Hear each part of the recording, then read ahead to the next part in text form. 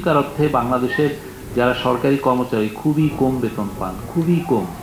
আপনি জাস্ট ইন্ডিয়ার বেতনগুলো নিয়েন, আপনি কম্পেয়ার করে দেখেন 1/3 অলমোস্ট কিছু কিছু ক্ষেত্রে।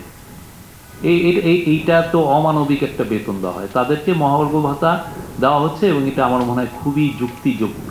আমরা অন্তর্বর্তীকালীন সরকার বাজেট নিয়ে কাজ করছে। আপনি জানেন যে বাজেটের জন্য যেটা সবচেয়ে প্রয়োজনীয় বিষয় সেটা রেভিনিউ বাড়ানো। সেই রেভিনিউ বাড়ানোর যতগুলো ওয়ে আছে আমরা সেগুলোই চেষ্টা করছি। মেইন যে জিনিসটা সেটা হচ্ছে যে যেগুলো লিকেজ ছিল, যেগুলো দিয়ে আমার রেভিনিউটা চলে যাচ্ছে, ট্যাক্সের টাকা চলে, সেই জায়গাগুলো আমরা থামাতে চেষ্টা করছি। সেই জায়গাগুলোতে যেটা হচ্ছে যে আমরা চাচ্ছি যে ডিজিটাইজেশন করে কতটা এটাকে ছাড়ানো যায়। এরকম কথা হচ্ছে যে আপনি একটা ভঙ্গুর অর্থনীতি আপনি ইনহেরিট করেছেন, সেটাকে আবার একটা রেল লাইনের উপরে তুলে সেটাকে আবার জোরে 120 কিলোমিটার পার মাইল বেগে আপনি এটাকে নিয়ে আসে, এটা সময়ের সাধ্য ব্যাপার, বাট আমাদের পুরোপুরি এটা নিয়ে কাজ হচ্ছে। আর অন্যান্য পার্টিগুলো কি করছে জানি না, এটা আমাদের নৈতিক দায়িত্ব।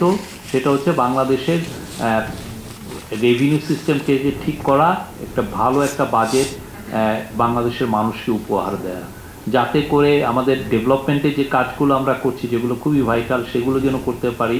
তারপরে সোশ্যাল সেফটি নেটে আপনি প্রচুর লোকের সোশ্যাল সেফটি নেট দেখতে এটা করতে পারি। আর এই যে সরকারি কর্মচারীদের টাকা পয়সার যেটা বললেন, সত্যিকার অর্থে বাংলাদেশের যারা সরকারি কর্মচারী খুবই কম বেতন পান, খুবই কম।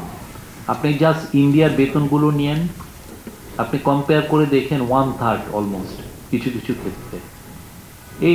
এইটা তো অমানবিক একটা বেতন দেওয়া হয়, তাদেরকে মহার্ঘ ভাতা দেওয়া হচ্ছে এবং এটা আমার মনে হয় খুবই যুক্তিযুক্ত। ক্যামেরায় ওয়াও, স্টাইল দেখাও, Xenon X21 পারলে ঠেকাও। আপনি যদি আশেপাশের সমস্ত দেশের আপনি বেতন কাঠামো দেখেন, খুবই কম বেতন পায় বাংলাদেশের লোকরা। একটা আপনি প্রাইমারি স্কুলের একটা টিচার যিনি সারাটা দিনই থাকেন, আপনি দিন শেষে কত টাকা বেতন পায়? একটা ট্রাফিক পুলিশম্যান, তাকে আমি বলছি সে তার 6 ঘন্টা 8 ঘন্টা ডিউটির কথা, অনেক সময় 12 ঘন্টা ডিউটি করতে হয়, এবং কি ভয়াবহ একটা পরিস্থিতির মধ্যে। এবং যখন উত্তপ্ত আকাশ, যখন মানে বায়ু যখন উত্তপ্ত থাকে তখনই, কিন্তু বেতন কত পান আপনি? এটা নিয়ে ওনারা যখন এটা বলেন যে সরকারি কর্ম, ওনাদেরকে এটা তো বলা উচিত, ওনাদের আশেপাশের বেতনগুলো দেখে। তারপরে আমরা যদি অনেক ল্যাভিশ বেতন নিতাম, তাহলে একটা সরকারি সেক্রেটারি সর্বসাকুল্যে বেতন পান হচ্ছে $1200।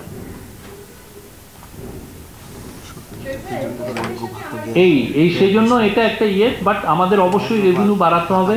সেই জন্য লিকেজ যেগুলো আছে সেগুলো আমরা ইন্টারিম গভর্নমেন্ট বন্ধ করার চেষ্টা করছে, এবং অ্যাট দ্য সেম টাইম কিভাবে ইকোনমিরে বুস্ট আপ করা যায়। ইকোনমি যদি বুস্ট হয় তাহলে যেটা হবে যে আপনার কাস্টমস বা এগুলো যে আমাদের যেগুলো ডিউটি সেগুলোর থেকেও আমরা পাবো। এবং অলরেডি আপনারা দেখেছেন যে সেপ্টেম্বর টু অনওয়ার্ড ডিসেম্বর পর্যন্ত এক্সপোর্টের গ্রোথ দেখেন, একটা সেপ্টেম্বরে মনে হয় 7%, তারপরে দেখেন একটানা 15%-এর বেশি, কম নেই।